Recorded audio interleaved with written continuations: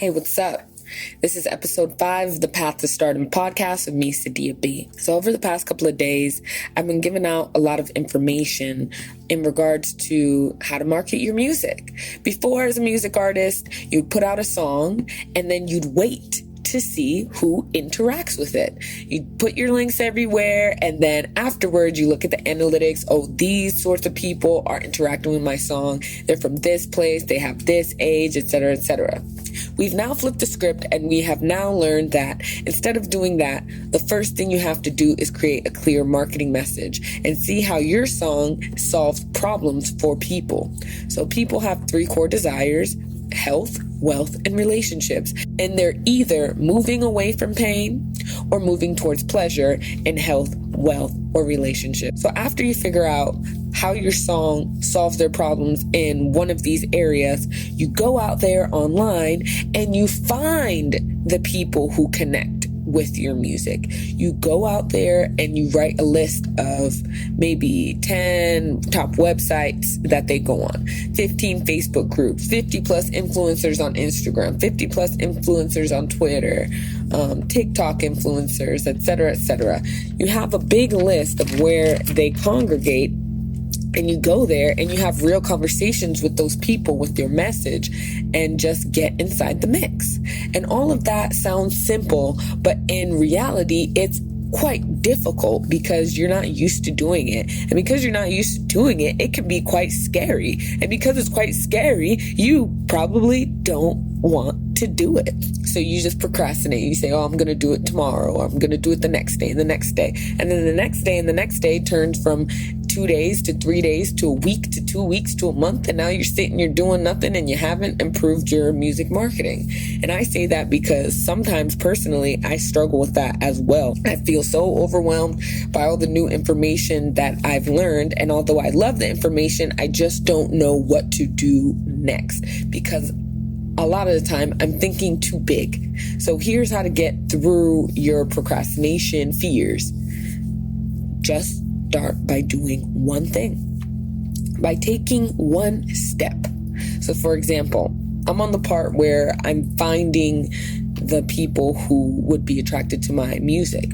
Instead of going and spending a bunch of time and anxiety and fear, energy, writing down everywhere they are on their websites, Facebook groups, influencers, I'll just do one column.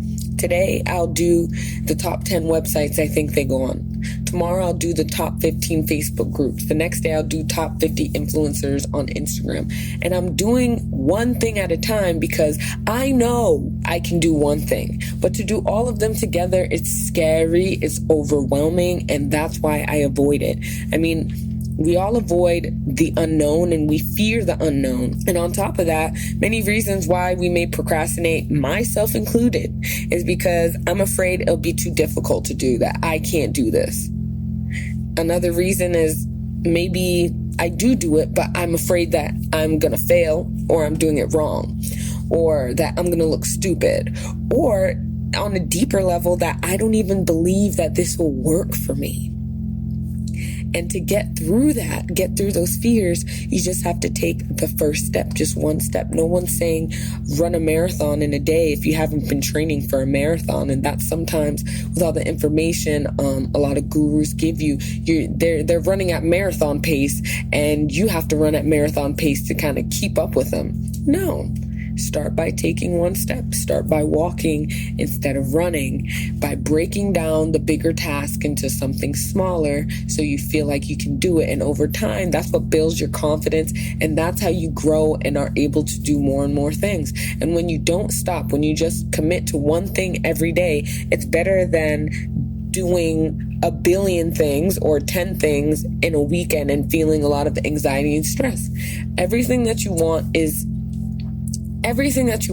already yours. You just have to believe that it's yours, and you have to just make sure that whatever you do is effortless. If you feel any resistance towards what you're doing, then it will make your journey all that harder.